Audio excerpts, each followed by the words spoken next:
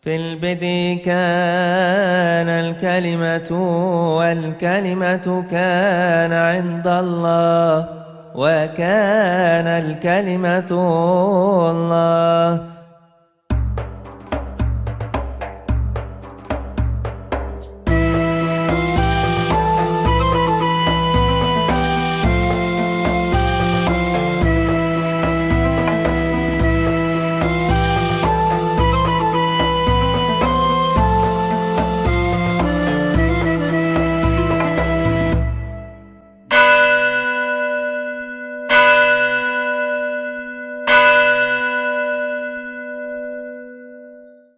Untuk mendukung pelayanan Bambang Nursena Channel, jangan lupa subscribe dan nyalakan lonceng notifikasinya.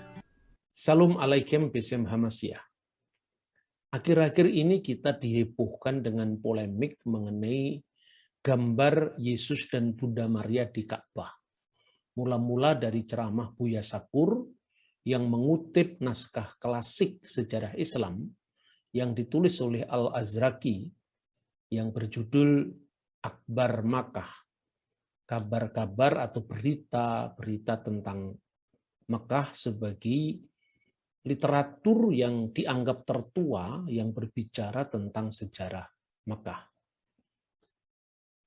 Dari pihak Islam, khususnya dengan pendekatan polemik, menganggap bahwa kisah tentang ditemukannya gambar Yesus dan Bunda Maria di Mekah ini seolah-olah itu akan memberi ruang atau celah kepada orang Kristen untuk dimanfaatkan untuk membenarkan iman Kristen mereka. Tetapi juga saya mengamati sebaliknya, di kalangan Kristen memang ada yang menganggap seolah-olah kalau benar ditemukannya gambar Yesus dan Bunda Maria di Mekah, ini seperti legitimasi atau pembenaran terhadap iman Kristen. Nah, saya kira ini pendekatan polemik yang sama-sama tidak sehat. Sehingga kadang-kadang membutakan mata objektif kita di dalam memandang sejarah sebagai sejarah. Nah, saudara-saudara yang mengasihi Tuhan dan mengasihi perdamaian, saya ingin mengutip apa yang diceramahkan oleh Buya Sakur ini untuk memberikan sekilas pemahaman kepada orang-orang Kristen mengenai polemik yang sedang rame-ramenya kita ikuti ini. Yang pertama, dalam sejarah Islam, dan itu tercermin dalam teks Al-Quran, yaitu surah An-Nasyr, surah ke-110, itu sangat terkenal sekali, yang diawali dari ungkapan idza jaa nasrullahi wal fathu ara'aitan nasa yadkhuluna fi dinillahi afwaja. Itu intinya bahwa apabila telah datang pertolongan Allah dan kemenangan, kamu akan melihat orang-orang berbondong-bondong kepada agama Allah dan seterusnya. Nah, itu dikaitkan dengan akan datangnya Fathul Makkah, yaitu pembukaan kota Mekah. Eufemisme dari istilah penaklukan Mekah. Nah, ketika Nabi Muhammad, Nabi umat Islam ini bersama pasukannya menduduki kota Mekah, dikisahkan oleh Al-Azraqi bahwa ada banyak gambar-gambar atau patung-patung berhala yang kemudian dibersihkan oleh rombongan umat Islam ini, dan di antara banyak gambar-gambar berhala kaum pra-Islam yang dikonotasikan dengan jahiliyah dalam sejarah Islam itu juga dikisahkan adanya gambar Yesus dan ibunya Maria. Lalu dikisahkan di sana wa amara bitamsi tilka suwari wa wadaa kafaihi ala surati Isa wa umihi wa qala imhu al-jami'ah ila ma tahtayadi. dan diperintahkan untuk menghapus semua gambar-gambar itu dan diletakkannya telapak tangan Nabi di atas gambar Isa dan ibunya, dan beliau bersabda, hapuslah semuanya ini ilama tahtayati, kecuali yang ada di bawah tanganku. Nah, itulah kira-kira riwayat yang dikutip oleh Buya Shakur yang sempat membuat heboh publik karena seolah-olah itu merupakan pembenaran bagi iman Kristiani. Padahal sebenarnya tidak harus begitu. Ayat-ayat itu apabila dipahami secara polemik dalam pendekatan menang kalah atau benar salah dalam kaitan dengan klaim masing-masing agama, di situ kemudian relasi antara kedua pihak yang dikisahkan itu tidak menjadi menarik lagi, tetapi ditarik di dalam ranah pemahaman hitam putih terhadap para pihak yang dikisahkan di sana. Jadi itulah sebabnya saya selalu menghindari pendekatan-pendekatan polemik yang sifatnya menang kalah atau debat yang saling melaknat. Tetapi biarkanlah teks itu berbicara dengan konteksnya, dan silakan Anda menilai sendiri. Itu sudah cukup. Terlepas dari perbedaan pemahaman tentang siapakah Isa dan ibunya, siapakah Yesus dan Bunda Maria, sejarah Islam sendiri memberi penghargaan terhadap umat Kristen, dan itu tampak dari penamaan salah satu surah dalam Al-Quran, yaitu surah ke-19 yang disebut surah Maryam.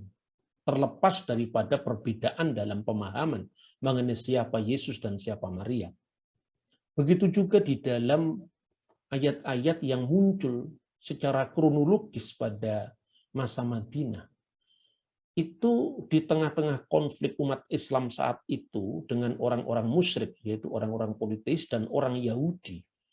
Tetapi juga ada penilaian yang lebih bersahabat terhadap umat Nasrani. Wala tajidanna aqrabahum mawaddatan lil ladzina amanu ladzina qalu inna nasyara. Dalika bi anna minhum qisisina wa ruhbana wa annahum la yastakbirun. Dan kamu dapati orang-orang yang paling dekat bersahabat dengan orang-orang beriman, maksudnya di sini konteksnya orang-orang Muslim, adalah mereka yang berkata kami adalah orang-orang Nasrani. Hal itu disebabkan di antara mereka ada para pendeta, para imam, waruhbana dan para rahib, dan mereka la yastakbirun, tidak menyombongkan diri. Sekali lagi, terlepas dari bagaimana kita memahami ayat-ayat ini, dan itu saya kira bukan wilayah saya, tetapi artinya bahwa ada hubungan yang cukup harmonis antara Islam dan Kristen. Maka seharusnya ketika menghadapi perbedaan dalam hal teologi, itu bisa diselesaikan dengan dialog yang saling hormat-menghormati, bahkan dalam kedewasaan mengakui bahkan merayakan perbedaan. Ini saya kira itulah spirit dari Bhinneka Tunggal Ika yang selama ini selalu saya sampaikan. Nah, masalah yang kedua adalah tentang gambar Yesus dan Bunda Maria yang ada di Ka'bah. Selain dalam sejarah Islam, tentu kita bisa membaca sejarah umum. Secara khusus adalah sejarah pra-Islam, khususnya tentang wilayah Arab. Abad keempat ada catatan sejarah dari Epifanius Salamis, Epifanius dari Salamis, yang menulis kira-kira tahun 390-an. Karena Santo Epifanius itu lahir tahun 315 dan meninggal tahun 403. Dalam bukunya yang berjudul Panarion. Panarion itu artinya kotak obat. Nah, dalam hal ini dia mengatakan bahwa pada waktu itu ada bidat-bidat Kristen ya yang jumlahnya itu 80. Dan beliau menulis menyediakan seolah-olah sebagai kotak obat untuk mengobati para bidat atau para pengajar yang menyimpang di kalangan gereja, mulai dari zaman Gnostik, Kerintus, Ebionit, kemudian abad keempat nanti ada sekte Nasrani, dan kemudian ada 2 sekte yang oleh Epifanius itu dikaitkan dengan sikap yang di satu pihak berlebih-lebihan terhadap Bunda Maria, sehingga sudah mengarah pada penyembahan, dan di pihak lain ada sekte yang begitu merendahkan Bunda Maria. Nah, kata 80 bidat ini oleh Epifanius ditafsirkan secara alegoris sebagai simbol dari 80 selir yang disebutkan dalam kitab Kidung Agung pasal 6 ayat 8. Artinya bidat itu seperti selir, dia mau memiliki sang suami tapi tidak sungguh-sungguh dalam perkawinan yang sah, tidak baik dalam konteks etis. Nah, saudara-saudara, dalam tulisan Epifanius itu disebutkan bidat yang terlalu memuja Maria itu sebagai koliridianisme. Sebaliknya ada aliran sesat yang terlalu merendahkan Maria, itu disebut sebagai antidikomariomitos. Antidikomariomitos itu yang sangat merendahkan Maria. Koliridianisme itu yang sangat meninggikan Maria. Nah, dalam bukunya itu dia disebutkan, pertama-tama dia bicara tentang kata antidikomariomitos. Menurut bidat antidikomariomitos, dia mengatakan begini, bahwa Maria yang suci setelah melahirkan Kristus berhubungan dengan seorang pria, katanya. Etol misan legentin agian Maria metatin to Kristo Genesia Andri. Ya. Kemudian ada yang mengatakan ia berhubungan badan dengan Yusuf. Sunitei pimi de autoto Yusuf. Nah, itu bidat yang pertama. Ini saya sekedar mengutip dari suara atau informasi dari abad keempat. Nah, sementara itu ada kelompok bid'ah, kelompok heretik yang begitu meninggikan Maria. Itu dikisahkan juga di dalam bab yang diberi judul kata koliridianon. Menurut atau ajaran menurut koliridianisme. Dia mengatakan begini. Diiguntai gar ostines gunaikas ekeise enti Arabia, ya, ekeise enti Arabia apoton meron tis tragis. Dikisahkan beberapa wanita di Arab memperkenalkan ajaran yang ganjil dari wilayah Trakis atau Trasia. Bagaimana ajaran yang ganjil itu? Nah, ini penting. Mereka mempersembahkan korban berupa roti gulung atas nama sang perawan abadi. Dan semua wanita di sana mengambil bagian dalam upacara ini. Touto tokeno punima eninoksasin os es unomates e partenu kolirida. Jadi kata kolirida ini yang akhirnya menjadi kata koliridianon atau koliridianisme. Maka apa yang seharusnya disikapi oleh orang Kristen yang sejati mengenai ajaran yang sesat ini. Lalu Epifanius dari Salamis menggambarkan bagaimana orang-orang Arab ini memuja Maria dengan menghias sebuah gerobak dengan berbagai macam bunga. Lalu di atasnya ditaruh gambarnya Maria dan putranya Yesus Kristus. Lalu dia mengkritik ajaran ini, ajaran ganjil, ajaran iblis yang tidak sesuai dengan iman Kristen. Maka ditekankan bahwa otigartheos, Maria itu bukanlah Tuhan, Maria itu bukanlah Allah. He exousa to suma. Dan tubuhnya Maria itu tidak berasal dari surga, dia adalah manusia biasa. Begitu ditekankan. Yang berasal dari surga itu Sang Logos yang dikandungnya. Kalimatullah, firman Allah yang dikandung oleh Maria, yang itu berasal dari surga.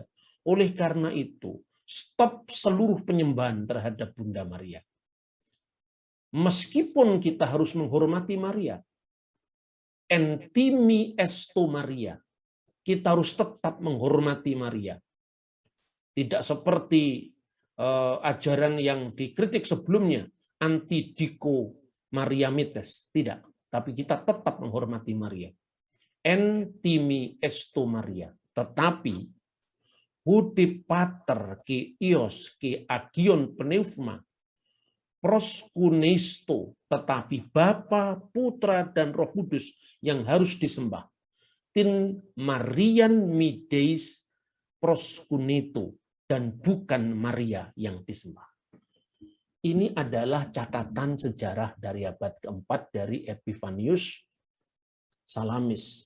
Dan sejak itu, gereja tentu tidak menerima ajaran yang salah ini yang memasukkan Maryam dalam penyembahan. Setelah munculnya agama Islam, sekte ini masih dikenal dan dianggap juga sebagai sekte yang keluar dan menyimpang dari ajaran iman Kristen, seperti yang dicatat oleh Yohana Mansur ad-Dimaski, Yohanes Damaskus yang berkarya pada dinasti Umayyah.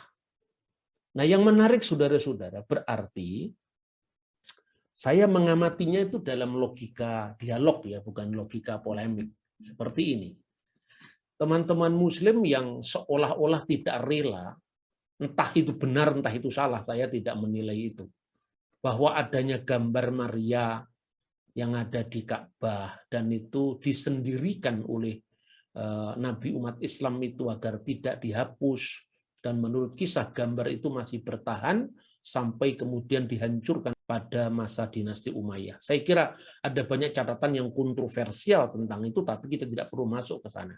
Tapi intinya bahwa kalaupun misalnya Muhammad menyendirikan atau mengkhususkan gambar itu dan tidak menghancurkannya, saya kira itu tidak berarti juga membenarkan ajaran Kristen. Saya kira tidak usah terlalu jauh.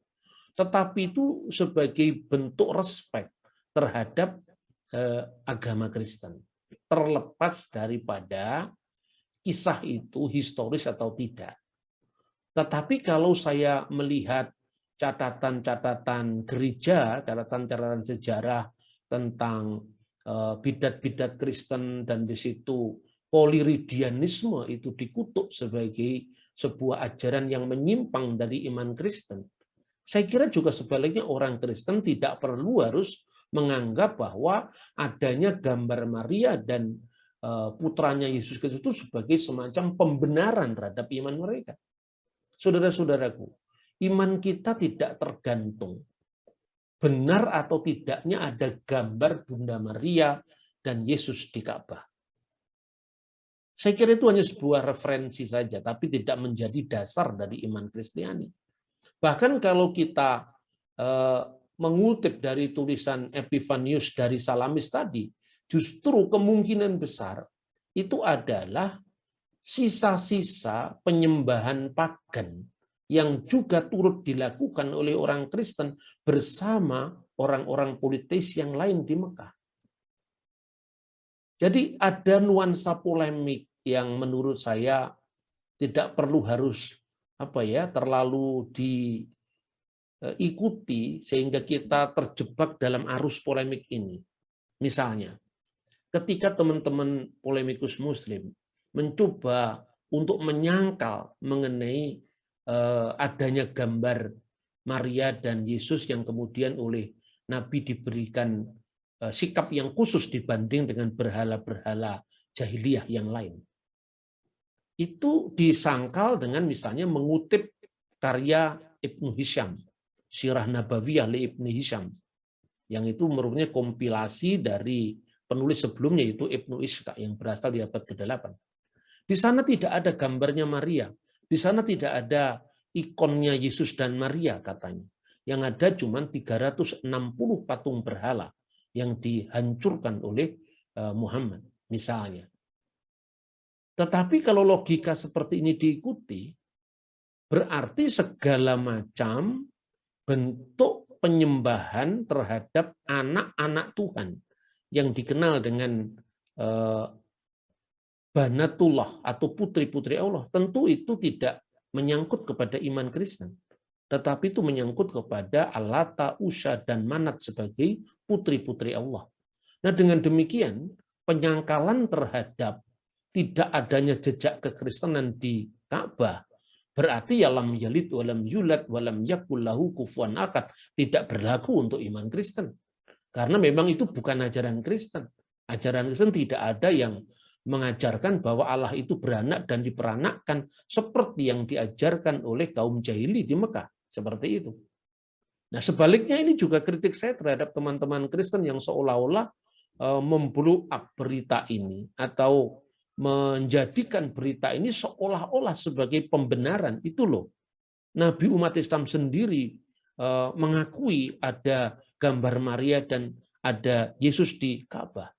Nah, saya kira ini polemik yang menurut saya tidak sehat. Nah, justru yang lebih menarik apabila kalau gambar Maria dan Yesus itu ada di Mekah, itu berarti memang ya kelompok-kelompok yang itu dikritik oleh Al-Quran sendiri.